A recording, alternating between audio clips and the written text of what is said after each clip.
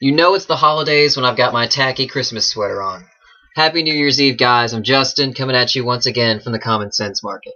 Now, I know that we usually do a Douchebag of the Week around this time, but it's New Year's and we wanted to celebrate by doing something a little bit different. So with that being said, we have 3 polls for you guys. Now, we love polls. Do you love polls? You better like polls. I'm just kidding, but seriously, polls are awesome. Now, we're really excited to get your feedback on these, and each poll is probably going to turn into an individual blog post at some point, so you guys are really influencing our content, and we're really excited about it. Now, each of us here at the Common Sense Market has our own poll and our own question that we want to ask you guys, so we're going to start with Destin's. Now, I think hers is a really interesting question that not a lot of people think about. Now, she wants to know, if the proverbial shoe were on the other foot, how would you feel if straight marriages were illegal and gay marriages were the norm? Now, I think this is a great question to ask because when you're having a debate about something, sometimes the best thing you can do is put yourself in the other person's shoes and see where they're coming from.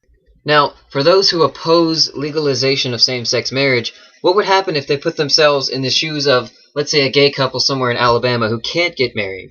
Like, what if gay marriages were always the norm and it was straight marriages that were illegal and they had to fight for the right to have a heterosexual marriage? What would that be like, and do you think that would change their opinion of the marriage equality fight that we're having now? Now, I know Destin is really excited to get answers from you guys, and I am too. Now, we're going to move on to Luke's poll, which is also pretty interesting, and I'm excited to see what you guys come up with. Now, Luke wants to know, what do you think was the most significant news story of 2013?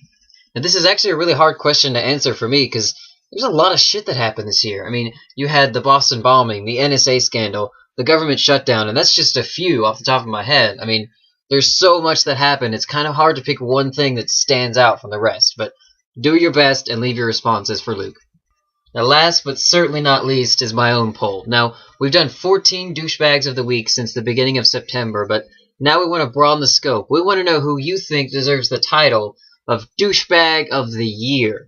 Now, this could be anyone, and from any field. It could be politics or entertainment or meat and safety inspectors, I don't know, just anyone that you think has done the most damage this year. Well, that's all we've got. We really can't wait to hear from you guys. Now, if you're watching this video on YouTube, there'll be a link down below to the corresponding blog post with the poll so you can fill in your answers. Now, also down below are links to our Facebook, Twitter, and Google+. Make sure you follow us. And now that list of social networks that we're a part of, it's about to get a little bit bigger, but we're going to share some more of that with you guys really soon. Now, I'm Justin, once again, from the Common Sense Market, and on behalf of Luke and Destin, we want to wish everyone a Happy New Year.